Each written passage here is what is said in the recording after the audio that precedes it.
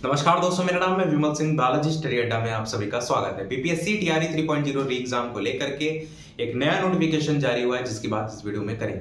तो नोटिफिकेशन है विज्ञापन संख्या 22/2024, जो कि टीआरई 3 का नोटिफिकेशन था, जिसमें बताया गया है विद्यालय अध्यापक के पदों पर नियुक्ति हेतु दिनांक 19/7/2024 से लेकर के 22/7/2024 तक आयोजित हुई थी लिखित वस्तुनिष्ठ जो प्रतियोगिता पुनर्परीक्षा है, री एग्जाम है। तो ये जो 19 से 22 परीक्षा हुई थी ना, इसमें आपका पीआरटी भी था, जूनियर मतलब 6 से 8, 9 से 10, 11 से 12 सभी था।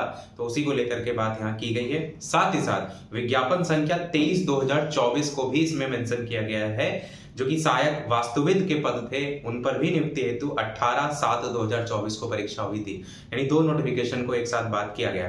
तो इसको आयोजित लिखित वस्तुनिष्ठ प्रतियोगिता परीक्षा में सम्मिलित सभी अभ्यर्थियों को यह सूचित किया जाता है कि वे दिनांक 18/9/2024, जो कि कल की तारीख है, 18/9/2024 से लेकर दिनांक 24/9/2024 तक स्वयं के डैशबोर्ड से लॉगिन करके अपना जो ओएमआर सीट है, यानी उत्तर पत्रक है, ओएमआर सीट का मतलब समझ रहे हैं, जब आपने गोला भरा होगा उसमें क्या टिक किया है, वो आपका ओएमआर सीट और रिस्पॉन्स सीट डाउनलोड कर सकते हैं। तो ओएमआर सीट के साथ साथ रिस्पॉन्स सीट उसी में आपको देखने को मिल रही थी, जहां पर आपको याद होगा कि जो ओएमआर सीट थे उसके नीचे जो भी ऑप्शन था उसके सामने लिख करके आ रहा था कि इसका आपने ए ऑप्शन लिखा है, या कोई अगर छोड़ दिया है तो उसके सामने फिर इन द ब्लैंक मतलब खाली छूटा हुआ आया था। तो उसमें स्टार्टिंग में एरर आ रही थी। बहुत से ऐसे थे जिनके में उन्होंने टिक कुछ और लगाया है नीचे ऑप्शन में, यानी रिस्पॉन्स सीट में कुछ और लिख करके आ रहा था।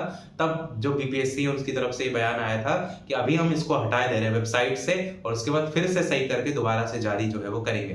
पर बाद में जब बीपीएससी से इसी को लेकर के जो उनके कोई चेयरमैन थे, उनसे जवाब मांगा गया था कि क्या कुछ डाटा सुधार करके आएगा, मतलब जब दोबारा कैंडिडेट चेक करेंगे तो क्या कुछ उसमें बदलाव देखने को मिलेगा उनके रिस्पॉन्स में। तो उन्होंने कहा था नहीं, ऐसा तो कुछ नहीं है, केवल इतना सा है कि जब हम डाटा वहां पर अपलोड कर रहे थे तो वो पूरी तरीके से अपलोड नहीं हो पा रहा था। इस तरीके की उन्होंने कुछ दिक्कत बताई थी। मतलब उन्होंने ये कहा था कि जो हमने रिस्पॉन्स की जारी की वो तो अपने स्तर से सही जारी की है, ऐसा उनके द्वारा बयान देखने को मिला था। बाकी जब आप चेक करिएगा तो देखिएगा क्या कुछ बदलाव देखने को मिला है, या जो उनके द्वारा कहा जा रहा था वही बात सही थी।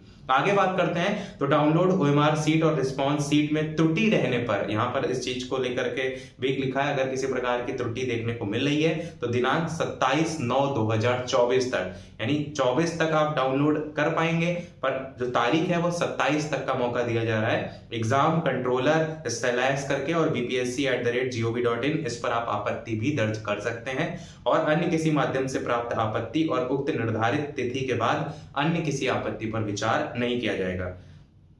केवल अच्छा इसी को ही लेकर के बात की गई कि आप ओएमआर सीट डाउनलोड कर रहे हो, रिस्पॉन्स सीट। ऐसा मत सोचिएगा कि जो आंसर की फाइनल जारी हुई थी उस पर भी हम ऑब्जेक्शन इसी जो ईमेल आईडी इन्होंने दी है उस पर कर दें। तो केवल दो ही चीजों की बात हो रही है, एक तो ओएमआर सीट और एक आपका रिस्पॉन्स सीट।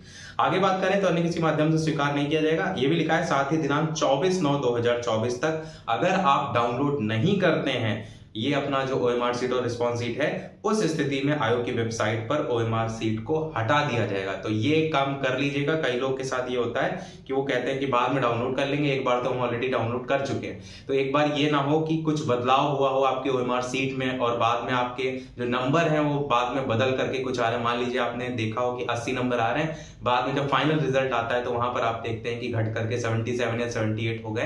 तो इसलिए अपनी कंफर्मेशन के लिए दोबारा से भी ओएमआर सीट और रिस्पॉन्स सीट जो है इसको डाउनलोड कर लीजिएगा, ताकि पिछले वाले से आप मिलान कर सके, अगर कोई बदलाव हुआ हो तो आपको जानकारी रहे। तो यही था हमारे ओवरऑल अपडेट में। कोई प्रश्न हो कमेंट में पूछ लीजिएगा, और चेक करने के बाद कमेंट में अवश्य बताइएगा क्या कोई बदलाव देखने को मिला है या नहीं। मिलते हैं अगले अपडेट में, तब तक के लिए सभी को नमस्कार, जय हिंद।